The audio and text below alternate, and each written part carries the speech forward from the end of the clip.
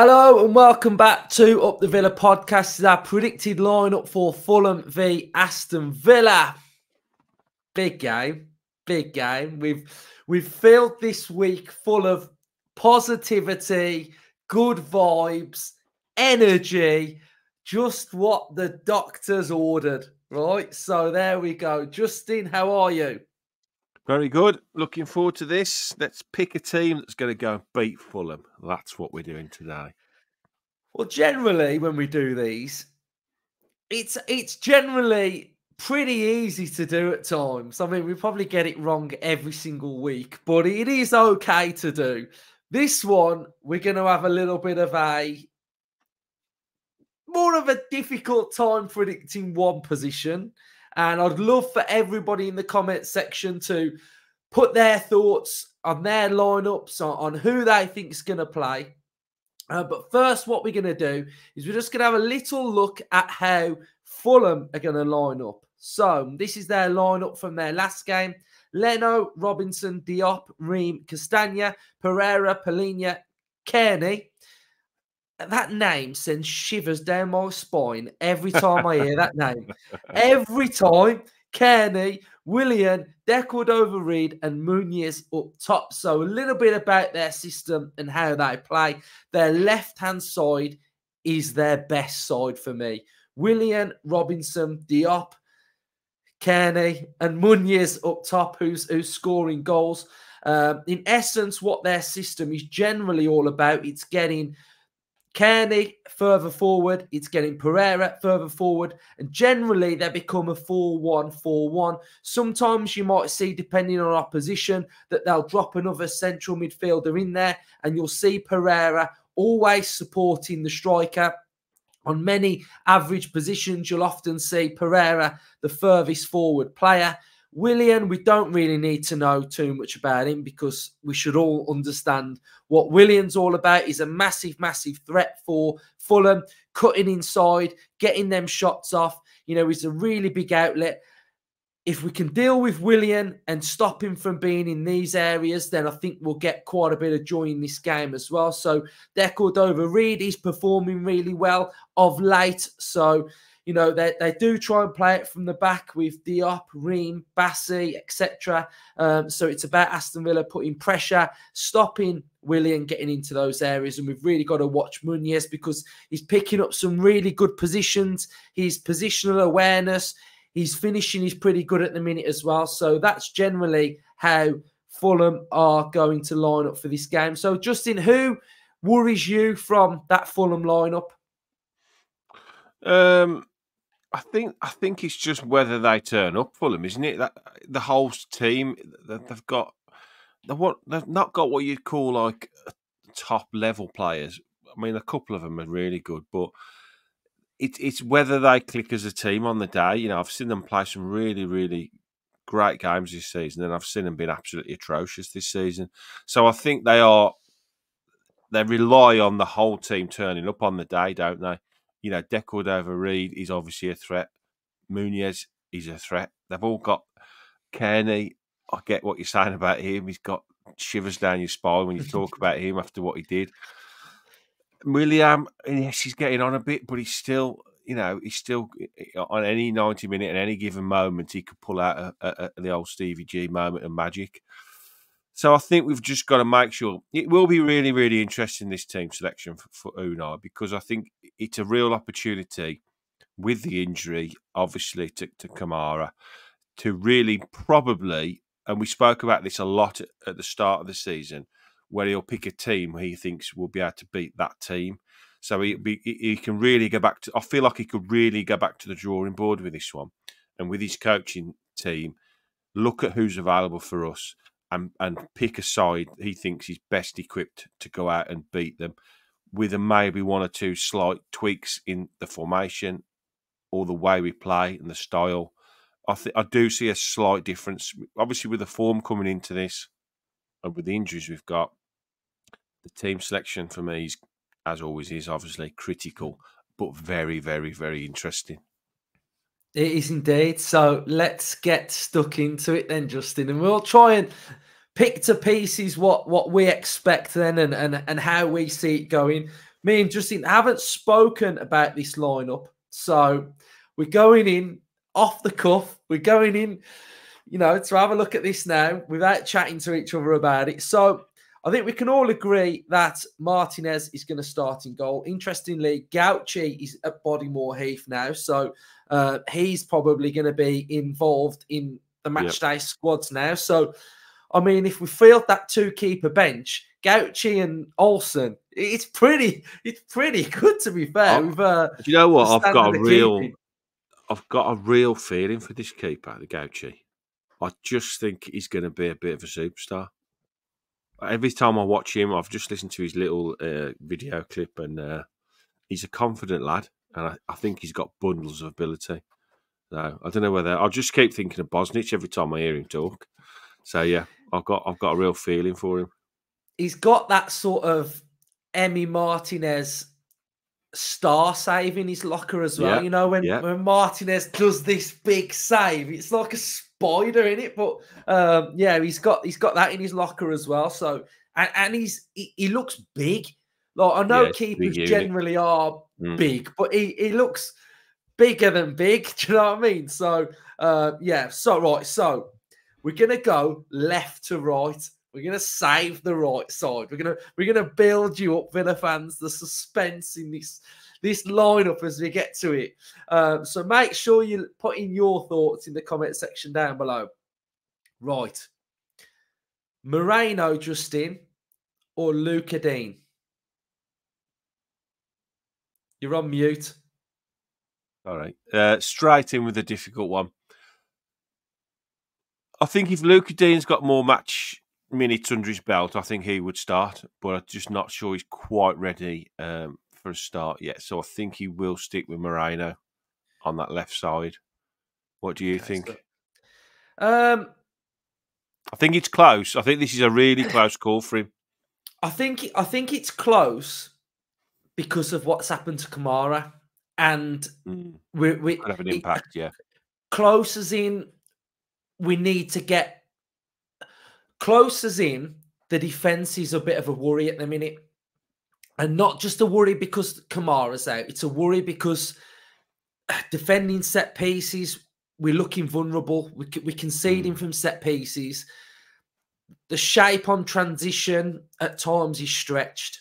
So Luca Dean comes in, I think defensively, I think he's slightly better now than Moreno. I've just got that feeling when I watch Luca Dean that he's a bit more.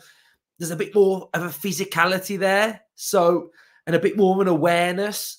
So it's a tough one, to say, like you're saying, is Luca Dean available to play and start the game? And I'm probably going to say no. I've changed my mind already. Really? I'm now thinking, mate, you just changed. I think that position for me is one of a few positions on the pitch that will become what I'm going to call now, is a new one for you, the 60-30 position. What I mean by that is there's two players that are very adept at playing in that role, and with 5 substitutes, it's now very easy. And we saw this a lot at the start of the season. Well, when Moreno was fit, when he eventually got fit, Dean was playing a lot, and then all of a sudden Moreno got fit. You see the starter get an hour, and then you got the bloke off the bench who could come in, fresh legs, to play that role for the last half an hour, and put a real shift in to give us a bit of a fresh burst of energy in that area. So I think now we've got both of them fit. And with Dean, I would think, fit enough to start, and he can say to him, just give me even half a game, have half a game each, but 60-30, I think, going forward is that position. We saw it a lot in Europe as well, didn't we? They had an hour, change the position, change the player, out half an hour, go for it, give me a real burst. And I think Moreno is a more attacking, although Luca Dean's been fantastic this season, to be fair to him. Moreno gives us that more of an attacking outlet. I'm with you. I think Dean gives us that little bit more left-back security defensively. So, with that in mind, I think start Dean, still can get forward, still got a good left foot, but you've got Moreno as an attacking option to come off the bench should we need him. Yeah, and I think when you're looking at an Unai team, we all start to understand the fully functioning Unai team, how every intricate detail makes it sort of tick. And Luca Dean's been absolutely brilliant this season. Absolutely fantastic. And having him out has been a bit of a blow. So for me, like you're saying, if he's fit, if he's ready, straight in there. Another one for me who he's playing. He's got to play now. Surely he's got to play. If he's fit enough for the bench, then he's fit enough to start games. I think he's been protected slightly and not rushed back. But again, Pau Torres has got to start this game. We are a far worse team without Pau Torres in it. And that's no disrespect to Longley. I think Longley's done well in parts, but he's not Pau Torres. And this three, he's looking very, very strong. So do you think he's ready to start? It's Torres time, isn't it? 100%. It's Torres time. I agree with you. I mean, Longley. I've not got a problem with Longley. He's had a bit of stick, but effectively, if everyone's fit, he's our fifth choice centre half, and to have a player of that quality, imagine if we hadn't got him this season. We'd be playing Chambers and Carlos, wouldn't we? So I think he's done really well for us. But yes, for me, Torres time, get him back in. Definitely. Everything starts from him. Partnering Torres will be Diego Carlos. And I think we've obviously we lack Mings' communication, and Cons has really stepped up in that. Carlos and Longley has been okay, but I think Carlos and Pau's better. I think maybe they communicate a little bit more in Spanish on the pitch, maybe, but we look stronger when those two play together, I think, as opposed to Longley and Carlos. I'd like to see Carlos attack set pieces a little bit more. I'd like to see him really sort of take on that Tyrone Mings, just get stuck in, get your head somewhere, and and deal with it. Because against United, Maguire was dominant aerially.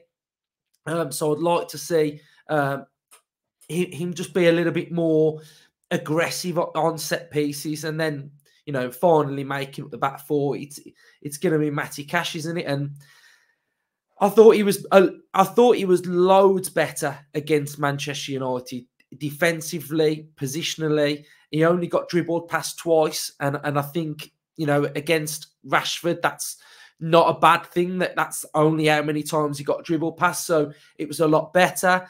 Again, you saw in my debrief that he was a little bit more defensive. There was triangles with Bailey and McGinn, and that partnership looked a lot stronger and a lot more solid. So I think that's my back four. Do you think the same?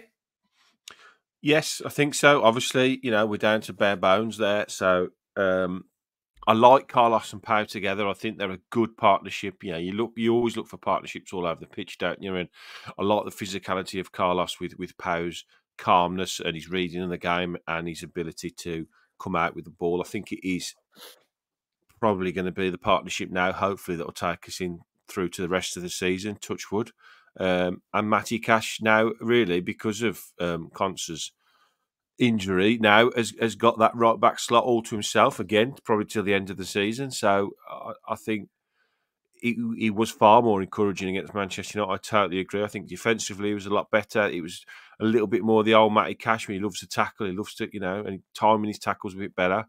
And I think he was better going forward. One of my biggest frustrations with Matty Cash has been that when he's got acres of space in front of him, he drives up to when he engages with the first player he comes across, and then he does that little cut back and he just rolls the ball back, and it's eternally frustrating because when he has got that space in front of him, when you have got a Bailey or a Diaby or a McGinn making runs for you, back yourself to deliver the ball and to feed it into feet, and then to go again. I think he's got to he has had a bit of knock. I think he probably has heard the noise surrounding him from the crowd and on social media. So, how can anybody not hear that? So I think he's just got to become mega confident. As I say, grab that position now. It's probably going to be to the end of the season and just flourish, be positive. Nothing to lose now. We said it the other day, backs against the wall, come out fighting, and Matty Cash hopefully will be the epitome of that for us on Saturday. Absolutely love it. Right. Up front. I'm going to make you wait for this. You're Thank going to God have to for that. watch. You're going to have to watch the end because we're not putting the double pivot in yet. Right. Up top, we've got Ollie Watkins. Who is off Ollie Watkins then?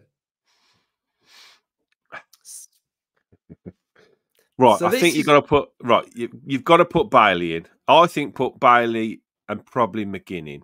Mind you, that could impact on the sixes, couldn't it? yeah. But Okay. put No. Bailey in definitely. Right. We'll put Bailey and we'll put Louise Ramsey, in. do you think? Yeah. Yes, and I think But Ramsey starts as well. Do you agree?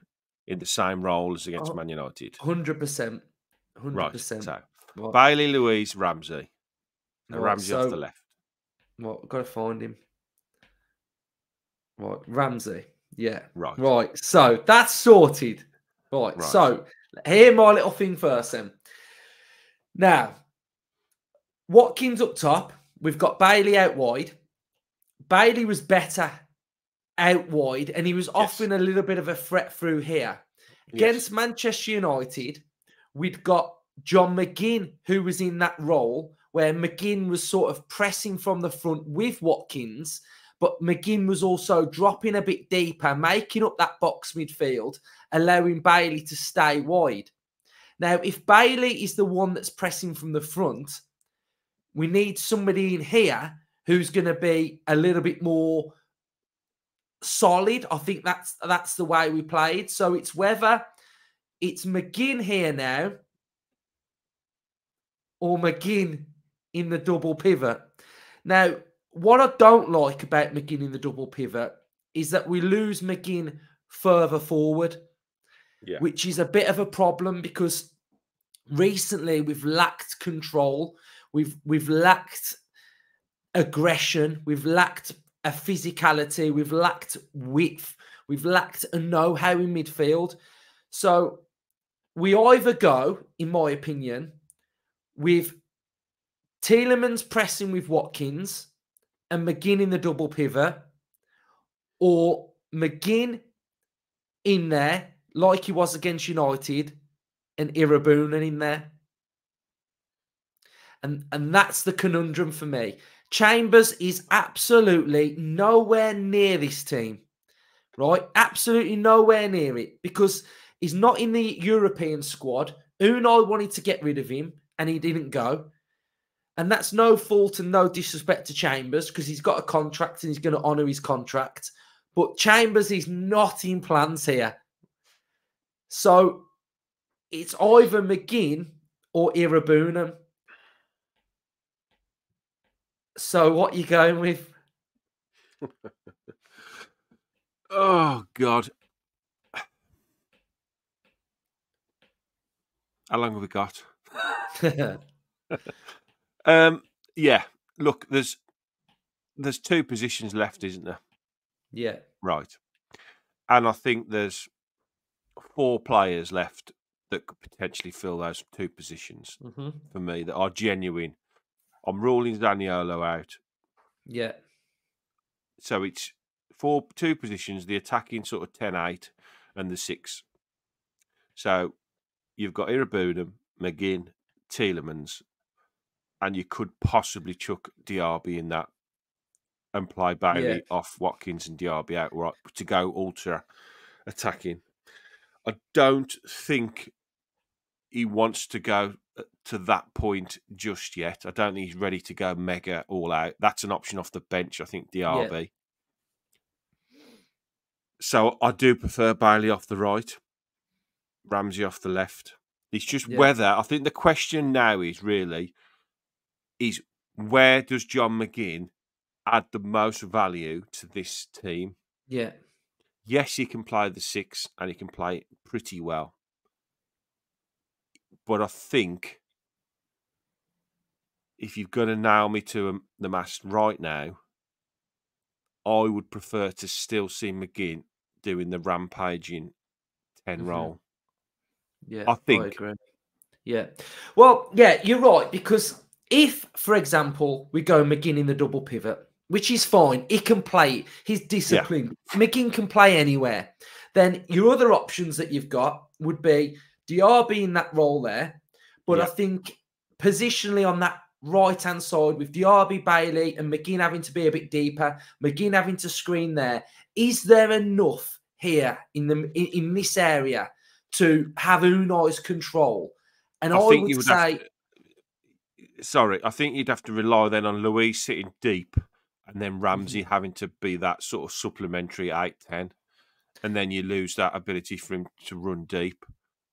What was interesting against Man United when he made his substitutions was he initially dropped McGinn into the 6,